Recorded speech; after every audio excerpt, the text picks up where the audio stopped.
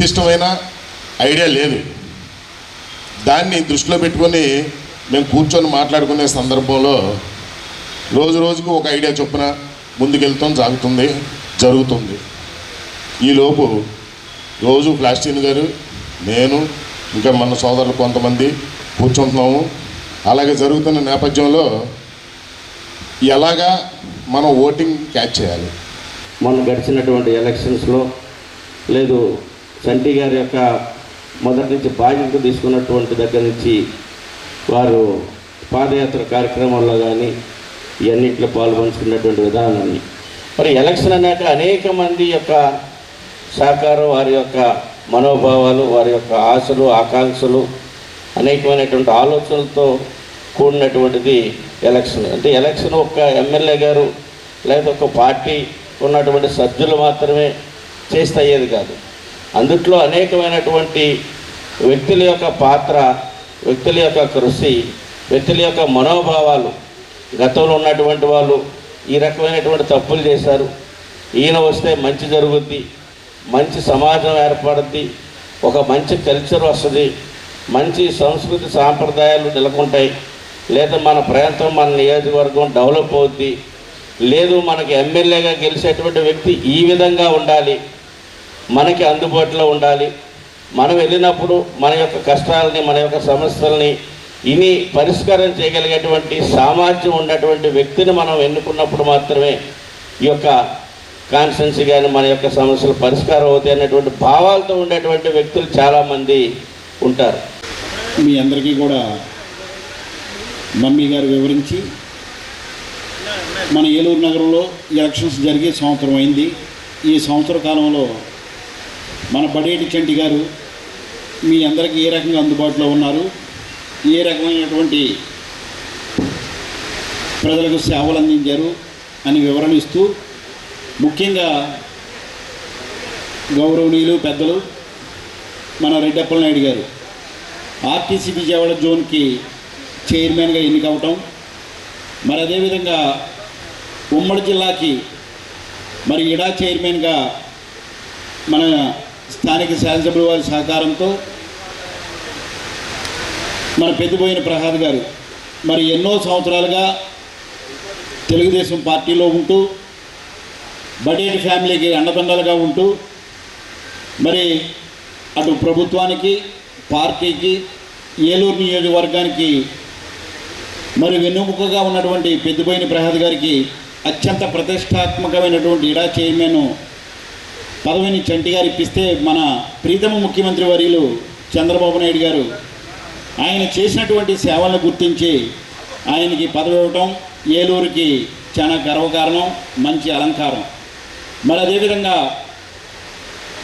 బాల్యం నుంచి మన శాసనసభ్యులు వారు, అట్లాగే మామిడిపల్లి పార్సారథి గారు, వీళ్ళిద్దరూ కూడా చిన్న వయసు నుంచి ఈ రోజు వరకు కూడా ప్రాణ స్నేహితుల్లాగా ఉన్నారు. మరి చంటి గారి వెనకమాలగానే ఉండి, బుజ్జి గారి వెనకమాలగానే ఉండి ఉంటూ ఆయన సలహాలు, సంప్రదింపులు ఆ మేరకు మరి ఏలూరు నగరంలో ఉన్నటువంటి ప్రతి ఒక్కరికి కూడా పరిచయం అయినటువంటి శారద గారికి ఈ పదవి వస్తే బాగుంటుందని చెప్పేసి చంటి గారు పార్టీలో ఉన్నటువంటి పెద్దలందరినీ కూడా సంప్రదింపులు చేసి మరి ఏలూరు మార్కెట్ యార్డ్ కింద మరి శారద గారికి మార్కెట్ యార్డ్ చైర్మన్ పదవి ఇవ్వటం. ఈరోజు తెలుగుదేశం పార్టీ కూటమి ప్రభుత్వం వచ్చి 1 సంవత్సరం అయిన సందర్భంగా ఏర్పాటు చేసినటువంటి ఈ కార్యక్రమం ఏర్పాటు చేసినందుకు వారిని అభినందిస్తూ నా ధన్యవాదాలు తెలియజేసుకుంటూ, ఇక్కడికి విచ్చేసినటువంటి పెద్దలు గౌరవనీయులు రెడ్డప్పల నాయుడు గారు, మామిళ్ళపల్లి పార్థసారథి గారు, ఎస్ఎంఆర్ పెదబాబు గారు, నారా శేషు గారు, ఎంఆర్టీ బలరాం గారు, గౌరవ డిప్యూటీ మేయర్ పప్పు ఉమా గారు, నడపన శ్రీవాణి గారు, మార్కెట్ యార్డ్ చైర్మన్. ఈ జోహార్ బుజ్జన్న అనే నామం మనం పలికిన వెంటనే, మనకు తెలిసిన వెంటనే ఇది స్మరణకు వచ్చేది తండ్రికి మించిన తనయుడు అంటాం. మనకి అన్నను మించిన తమ్ముడు అనేది పదం వాడుకోలేదు, కానీ అన్నకు మించిన తమ్ముడు, ఇదేదో నేను బడేటి చంటి గారిని ఏదో పొగడ్డానికో లేదా ఇంకో కార్యక్రమం చేపట్టడానికో ఈ మాట అంటలా, ఇది శాస్త్రీయంగా చెప్తున్నా. పార్టీ చేసినటువంటి ఈ మధ్యకాలంలో 1 సంవత్సరం పూర్తయినటువంటి సందర్భంగా చేసినటువంటి అన్ని సర్వేల్లో కూడా బుజ్జి గారికి అప్పుడు సంవత్సరం అప్పుడు చేసిన సర్వేల్లో వచ్చిన ర్యాంక్ అంటే ఈరోజు ఏలూరు జిల్లాలో నెంబర్ 1 ఎమ్మెల్యేగా శ్రీ బడేటి చంటి గారు, అలాగే రాష్ట్ర స్థాయిలో 175 మంది ఎమ్మెల్యేల్లో 11వ స్థానంలో ఉన్నటువంటి శ్రీ బడేటి చంటి గారు వారిని మనం ఈ సందర్భంగా నాకు అభినందించడానికి వారికి నాకు అవకాశం వచ్చినందుకు వారికి ఈ జోహార్ బుజ్జన్న గ్రూప్ తరఫున ధన్యవాదాలు తెలియజేసుకుంటూ, మిత్ర బృందం సోదరులకు అందరికీ కూడా నా యొక్క హృదయపూర్వక ధన్యవాదాలు, అభినందనలు తెలియజేసుకుంటూ, మరి ఈరోజు ఈ యొక్క కార్యక్రమాన్ని ఏర్పాటు చేసినటువంటి మిత్ర బృందం వారు వారి యొక్క అర్హతను బట్టి వారికి వచ్చినటువంటి పదవుల్ని మన ప్రజలందరికీ గుర్తించి వారికి తెలియజేయటం, వారి యొక్క అభినందన ఏర్పాట్లు చేయాలనే సంకల్పంతో ఈ యొక్క కార్యక్రమాన్ని ఏర్పాటు చేయటం. మరి ఇదే ప్రాంతంలో ఎన్నికల ముందు సంవత్సరం క్రితం ఎన్నికల ముందు ఈ యొక్క ప్రాంతంలో ఒక సమావేశాన్ని ఏర్పాటు చేస్తే మొత్తం అందరం కూడా మూకమ్ముడిగా మరి తెలుగుదేశం అభ్యర్థి అయినటువంటి చంటి గారిని విజయానికి మనం అందరం కూడా దోహదపడదామని చెప్పని మీ అందరూ కూడా కలిసికట్టుగా ఏనాడు ఏలూరు చరిత్రలో రానటువంటి మరి మెజార్టీని తీసుకురావడానికి మరి ప్రతి ఒక్కరు మీ అందరూ కూడా కారణం అని చెప్పని మీ అందరినీ కూడా నేను అభినందిస్తున్నాను. అదేవిధంగా మరి ఈ మధ్యకాలంలో ఈ యొక్క ప్రభుత్వం వచ్చిన తర్వాత మరి ఇక్కడ ఉన్నటువంటి మిత్రులకు కొన్ని పదవులు మన శాసనసభ్యుల వారి ద్వారా కానివ్వండి, మరి జనసేన నాయకుల వాళ్ళ ద్వారా కానివ్వండి, వారికి వచ్చినటువంటి పదవుల్ని మనం అందరం కూడా గుర్తు చేసుకోవాల్సిన అవసరం ఎంతైనా ఉంది. మరి పెద్దబాబు గారు అంటే పాత పదవి ఉన్న మనిషి, కొత్తగా వచ్చినటువంటి మనిషి కాదు.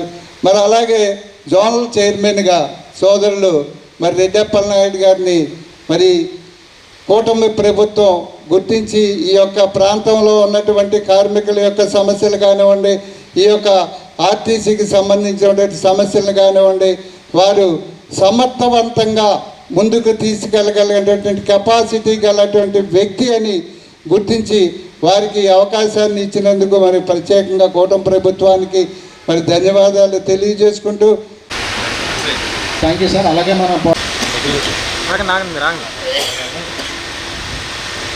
నారా శిరీష్ గారు, మన శివ శ్యామ్ ఇద్దరు కలిసి సన్మానం చేస్తారు. సత్కారం.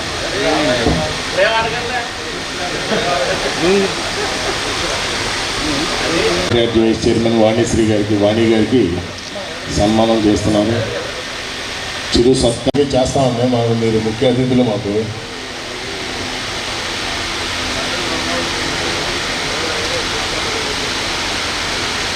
అనుకుంటారు ఎమ్మెల్యే అయిన తర్వాత నేను చంటి గారు ఎమ్మెల్యే అయిపోయారు, ఆయనకి ఏముందలే ఇబ్బంది ఏముందలే అని అనుకుంటారు. నేను ఎమ్మెల్యే అయిన తర్వాత ఎమ్మెల్యే పదవిని ఒక్కరోజు కూడా నేను ఆస్వాదించలేదు. వాళ్ళ వరకు కూడా 5 సంవత్సరాల్లో కూడా నేను ఆస్వాదిస్తానైతే నేను అనుకోలే. అలాగే ఏలూరు నియోజకవర్గానికి సంబంధించి పెద్దగా నేను హామీలు ఏమి ఇవ్వాల. ఒకటే హామీ ఇచ్చా, ప్రజలకు ఎప్పుడు అందుబాటులో ఉంటా, ప్రజలకు ఎప్పుడు నా నెంబర్ ఇస్తా, ఎప్పుడైనా ఇస్తానని.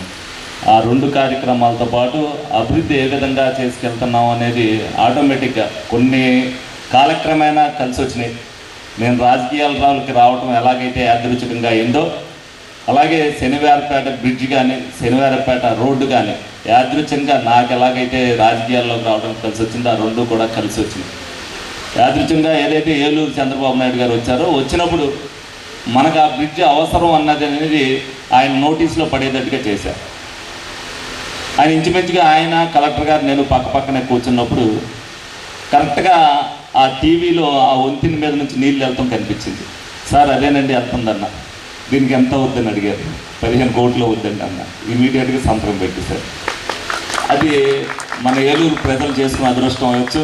నా పదవి కాలంలో మరి రేపు వర్షాకాలం అయిన తర్వాత ఎట్టి పరిస్థితిలో కూడా అది శంకుస్థాపన చేసి మళ్ళీ ఆశాకాలం నాటికి మళ్ళీ పూర్తి చేయడం జరుగుతుంది. డెఫినెట్గా అది అందరం కూడా. అలాగే ఎలక్షన్ ముందు అంటే నేను 4 సంవత్సరాలు చెప్పులు లేకుండా ఏం చేయాలి, 45 రోజుల పాటు చేశాను. ప్రజలకి పడుతున్న బాధలు నాకు తెలియాలనే ఉద్దేశంతో ఎక్కడైతే రోడ్లు లేవో ఆ రోడ్లో ఇంటీరియర్ రోడ్లన్నీ కూడా నేను తిరగటం జరిగింది. వాళ్ళు నేను ఏదైతే ఆ 40 రోజు తిరిగిన రోడ్లన్నీ కూడా నేను వాళ్ళన్నీ కూడా వేసేసిన జరిగింది. అప్పుడు వాళ్ళకన్నీ కూడా హామీ ఇచ్చాను.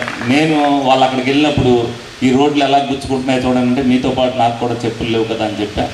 డెఫినెట్గా ఆ రోడ్లు ఏదైతే మొన్న సుందరయ్య కాలనీ రోడ్డుతో మొత్తం కంప్లీట్ అయింది. అంటే ముందు నాయుడు గారి ఇంటి రోడ్డు వేసాక అది వేసుకున్నాం, లేకపోతే మళ్ళీ మా రోడ్డు వేయలేదు అక్కడ. అలాగే అందరూ కూడా ప్రతి ఒక్కరు కూడా సహకరించారు.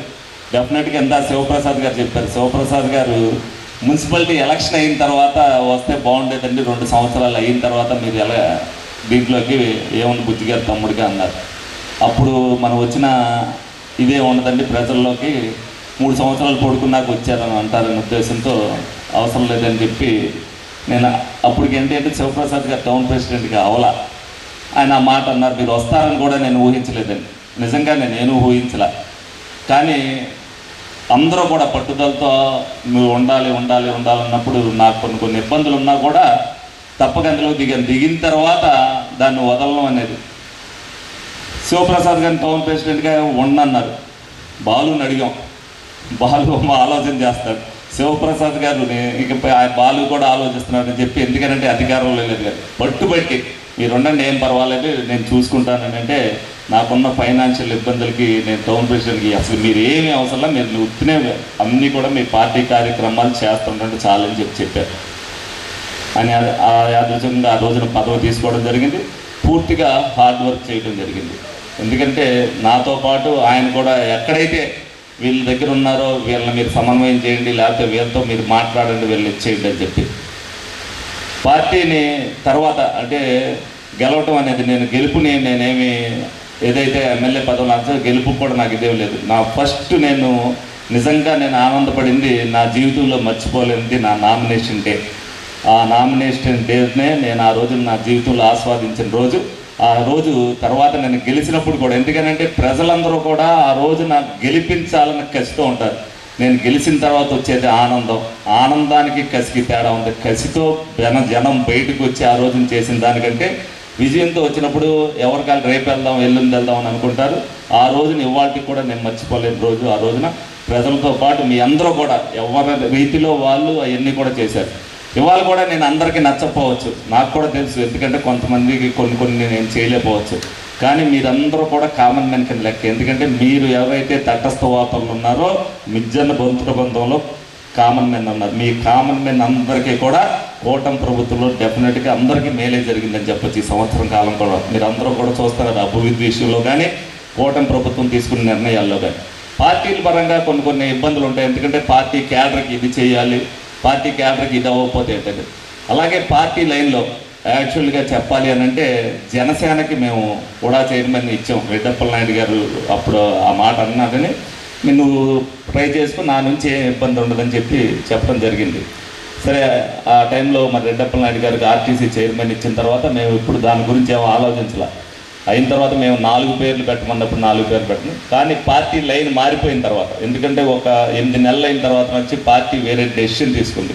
డెసిషన్ తీసుకున్నప్పుడు మరి లోగడ ఎవరికైతే ఒక లైన్లో ఉన్న వాళ్ళకే తప్పితే వేరే వాళ్ళకి ఇవ్వడానికి కుదరదు అనేది ఒక కంటిన్యూషన్ తీసుకున్నారు. లేకపోతే బలరాం గారు కూడా చంద్రబాబు నాయుడు గారి దగ్గరికి వెళ్ళినప్పుడు ఆయన కూడా అడిగారు, దీంట్లోంచి నేను రిజైన్ చేసి వచ్చానండి దీన్ని అని చెప్పడం జరిగింది. ఆ లైన్లో నేను ఒక పేరు, ఆ 4 పేర్లు ముందు ఎలక్షన్కు ముందు నేను 4 పేర్లు ఇచ్చినా నువ్వు ఒక పేరు ఒక పేరు ఇస్తే మేము ఆలోచిస్తా ఉన్నప్పుడు ఒకటే పేరు లోకేష్ గారికి ఇచ్చాను, నేను శివప్రసాద్ గారి పేరు ఇచ్చాను. మీరు చూసుకోండి, తడువుకుంటేకుండా మీకు దీంట్లో రిమార్క్ ఉంది అని మీరు చూపించవలసిన పనేం లేదు. పార్టీకి ఒక ఇమేజ్ రావాలి, కష్టపడినోడికి నేను పదవి ఇచ్చాను అని అనుకున్నాలి అని అంటే దీనికి ఇవ్వండి అన్నారు. నేను లెటర్ మీద ఆయన ఐడి నెంబర్ వేయలే, ఈయనకి ఫోన్ చేశా. ఈయనకి 2 ఐడి నెంబర్లు ఉన్నాయంట, నాకు తెలియదు. నేను ఏమన్నానంటే ముందు మీకు సీనియారిటీ ఏదో ఉందో అందులో ఇవ్వండి అన్న. ముందు ఒక నెంబర్ ఇచ్చారు, వేసేసిన తర్వాత అది ఎప్పుడు ఉందో నాకు తెలియదు. సరే ఏదైనా పర్వాలేదులేండి అని చెప్పి ఇచ్చే, దానికి దీనికి 2 సంవత్సరాలు తేడా ఉందండి అని చెప్పారు. మళ్ళీ ఆయన దగ్గరికి నేనేం పైరువిని చేయలే, ఏ రోజున అడగల. ఏలూరుకి మటుకు ఆ పదవి ఇవ్వాలండి అని చెప్పాను. డెఫినెట్గా అది ఏలూరుకి అనుకోకుండా జరిగింది. డెఫినెట్గా శివప్రసాద్ గారికి వచ్చినందుకు నాకు మంచి ఆనందంగా ఉంది. నా ద్వారా వచ్చినందుకు ఆయన ఎంత సంతృప్తి చెందుతున్నాడో అదేవిధంగా మార్కెట్ యార్డ్ విషయంలో మనం ఎవరికి చెప్తే వాళ్ళకే ఇస్తారు. నాకు ఏదైతే ఫస్ట్ నుంచి కూడా బుజ్జన్ ఉన్న కాడి నుంచి కూడా వెన్నెంట్ ఉన్నాడు కాబట్టి, నాలో ఒకటిగా కాకుండా ఉన్నాడు కాబట్టి శారదన్నకి అది చెప్పడం జరిగింది. అలాగే ప్రజలతో మమేకమైనప్పుడు ప్రతి ఒక్కరికి కూడా మనం చేస్తా అన్న పని మనం చెయ్యాలి అనే ఉద్దేశంతోనే ఎవరిని కూడా వచ్చిన వాళ్ళని ఎవరిని కూడా వెనకని చేయకోకుండానే మాతో పాటు జనసేన వాళ్ళు ఉన్నారు, బీజేపీ వాళ్ళు ఉన్నారు, మా పార్టీలో సీనియర్ నాయకులు ఉన్నారు, అనేక మంది ఉన్నారు. అందరినీ సంతృప్తిపరచడం అంటే ఎవరి వల్ల అయ్యేదేం కాదు. అలాగని నేను కూడా రెడ్డప్పల నాయుడు లాగా రాజకీయాలు పడిన నాయకుడినే కాదు. కానీ అందరినీ కూడా సమన్వయం చేసుకుంటూ ఎవరితో మాట అనిపించుకోవడంలో సంవత్సర కాలంలో పనితీరుతోనే నేను బాగా చేస్తున్నాను. వీళ్ళందరి చేత ఇవాళ అనిపించుకున్నందుకు నాకు కూడా గర్వంగా ఉంది. ఎందుకంటే ముందు కావాల్సింది మనం పని చేస్తున్నాం లేదండి. నా వల్ల చిన్న చిన్న తప్పులు జరగచ్చు, అవి నాకు కూడా ఉంటాయి. అవి ఏంటంటే పార్టీ పరంగా వ్యక్తిగతంగా కొన్ని ఉన్నప్పుడు నేను ఎవరినైనా సరే నేను చేద్దాం అనుకునేది నేను చేస్తా. మా వాళ్ళకి ఇష్టం లేకపోయినా 1 రోజు 2 రోజులు 3 రోజులు ఆపి వాళ్ళ లైన్లోకి తీసుకొస్తాను, కానీ నేను వాళ్ళ లైన్లోకి వెళ్ళను. నేను అదే విధంగా చేసుకుంటూ వస్తాను.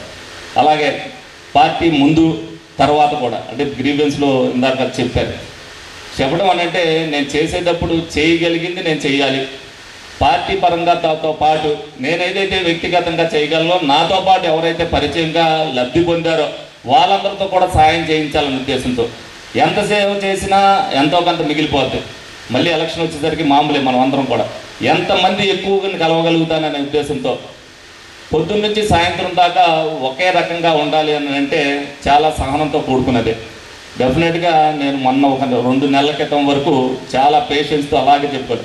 2 నెలల్లో ముందు నుంచి నేను ఏదో కొన్ని మాత్రలు వాడటం వల్ల ఏదో ఇదవుతుందనే ఉద్దేశంతో దానివల్ల కొంచెం డిస్టర్బెన్స్ వచ్చి ఒక రోజున ఒక నాయకుడిని అనుకోకుండా తిట్టే శివప్రసాద్ గారు ఎదురుగానే నాకు కూడా తెలియదా, నేను కంట్రోల్ అవ్వాలా అంటే అతను చేసిన తప్పు అయినా సరే నేను బ్యాలెన్స్ తప్పు కూడా మాట్లాడాను. యాక్చువల్గా అయితే ఇప్పుడు అటువంటి ఎప్పుడు మాట్లాడాలి. మా వాసు ఉన్నాడు, గోడవల్ వాసు, ఎందుకన్నా మాత్రలు వేసుకుంటున్నావు కాబట్టి పొద్దున్న గ్రీవెన్స్ క్లోజ్ చేసేయండి, అవసరం లేదు, ఈ మధ్యన కొంచెం కోపంగా ఉంటున్నావు అని అన్నారు. అంటే కోపంగా ఉండటం అనేది కాదు, నాకు అది నిద్ర సరిపోకపోవటం వల్ల కొంచెం అసంతృప్తిగా మాట్లాడటం అనేది జరిగింది. అది జరిగినా సరే నువ్వు కనిపెట్టావు కాబట్టి నేను దాన్ని ఎలా బ్యాలెన్స్ చేసుకోవాలో అలా చేసుకుంటాను అని చెప్పడం జరిగింది. ప్రతి ఒక్కరిని కూడా పొద్దున్న నుంచి సాయంత్రం దాకా నచ్చజెప్పి పంపాలి అన్నట్టు చాలా కష్టమైన పని. ఆ దేవుడు నాకు ఆ సహనం ఇచ్చినందుకు నేను చాలా గర్వంగా ఫీల్ అవుతున్నా. మీ అందరూ మన్నలు కూడా పొందుతున్నట్టు కూడా ఇదే నేను 4.5 సంవత్సరాల పాటు కూడా నేను ఇదే విధంగా చేయాలనుకుంటున్నా. దానికి మీ పూర్తి సహకారం కావాలని కూడా ఈ సందర్భంగా మీ అందరినీ కూడా కోరుకోవడం జరుగుతుంది. ఎక్కడైనా చిన్న చిన్న లోపాలు ఉన్నా ఏదన్నా సరే నా దృష్టికి డైరెక్ట్గా మెసేజ్ ద్వారానో వేరే ద్వారానో ఏదో ద్వారానో, ఎందుకంటే ఆ స్వతంత్రం వాళ్ళకి ఇచ్చా. డెఫినెట్గా నాకు ఎమ్మెల్యేగా నాకేం పవర్ ఉండాలని, నా పవర్ ప్రజలకు ఉపయోగపడాలని ఆ రోజున చెప్పా. నేను ఇప్పుడు కూడా అధికారుల మీద నేనేమి అరవను. ఏదన్నా పని ఉంది అని అంటే ఈ పని చేయకపోతే ఈ పని అవ్వలేదని ప్రజలతో పాటు నేను కూడా అక్కడికి వచ్చి ప్రశ్నిస్తాను. నేను ప్రజలను అంటిపెట్టుకు వచ్చే దగ్గర నీ దగ్గర సమాధానం ఉండదని చెప్పా.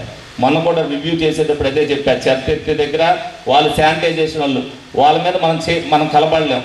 అలాగని వాళ్ళని ఏమన్నా అంటే వాళ్ళు కోపకిచ్చుకుంటారు, ఆ పని ఇంకొకరు చేయలేము. అందుకని నేను ఒకటే మాట చెప్పాను రివ్యూలో, మీరు ఎత్తకపోతే ఆ చెత్త పుట్ట నేను మీ దగ్గరికి వచ్చి ఎత్తిన రోజున మీ ఇద్దరు సస్పెండ్ అయిపోతారు, వార్డ్ ఇన్స్పెక్టర్, మీరు దగ్గరుండి పని చేయించాలని చెప్పి వాళ్ళందరికీ చెప్పాను. దాని తర్వాతే కొద్దిగా అంటే పూర్తిగా శానిటైజేషన్ వ్యవస్థను రూపుమాపాలనేది మాకు ఉంది. కానీ దాంట్లో 75% వరకు వాళ్ళు కూడా ఏదైతే లేబర్ తెచ్చున్నారో దాని గురించి తక్కువ ఉన్నారో దానివల్ల ఇబ్బంది పడుతున్నాం. అన్ని పార్టీలని కూడా మనం కలుపుకెళ్తాం అనేది చాలా కష్టతర సాధ్యమైనా సరే మరి మీ అందరి సహకారంతో ఆ విధంగా చేసుకుని వెళ్తున్నా. మీ అభిమానం కానీ మీ కృతజ్ఞత కానీ ఎప్పుడూ కూడా నా పట్ల ఇదే విధంగా ఉండాలని కోరుకున్నాను. అలాగే ఈ సన్మాన కార్యక్రమం ఏదైతే మీరు చేద్దాం అనుకుంటున్నారో మమ్మీ వచ్చినప్పుడు నేను వద్దని చెప్పాను. నాకు సన్మానం ఎప్పుడూ అయిపోయింది. మీ ఊరు ప్రజలు, నా ఏలూరు ప్రజలు నాకు 63,000 మెజారిటీ ఇచ్చినప్పుడే అది 5 సంవత్సరాలు నాకు పట్టాభిషేకం చేసేయటం అయిపోయింది. వాళ్ళకి నేను 5 సంవత్సరాల పాటు నేను రుణపడి వాళ్ళకి సేవ చేసేదే నాకు కర్తవ్యం. అదే నా కర్తవ్యం కూడా. డెఫినెట్గా ఎవరు ఏమనుకున్నా సరే ఏలూరు ప్రజలకి, ఏలూరుకి ఉపయోగపడే పనులు ఎవరు అడ్డం వచ్చినా ఎవరు అడ్డం రాకపోయినా సరే నేను అది చేసి తీరుతా, నేను అనుకున్నది అనేది నేను చేసి తీరుతా. తర్వాత మీరు అందరూ కూడా అనుకోవచ్చు, డెఫినెట్గా ఈ పనులు ఆయన చేసేసరి అవడానికి లేదనేది మీరు చేసుకోవచ్చు. అది ఏ విధంగా నేను ఒప్పిస్తాను, ఏ విధంగా తిరుగుతున్నాను అనేది మీకు ఏదన్నా సరే అది నేను అనుకున్నది చేసి మీ అందరికీ ఈ పీరియడ్లో ఇవన్నీ అయినాయి అనేది మనం 63,000 మెజార్టీ ఇచ్చారు, అయినా కూడా ఇది ఈ విధంగా చేశారని మీరు అందరూ కూడా చెప్పుకునేటట్టుగా చేస్తానని సందర్భంగా కోరుకుంటూ మీ అందరి దగ్గర సెలవు తీసుకోవడం జరుగుతుంది. Thank you.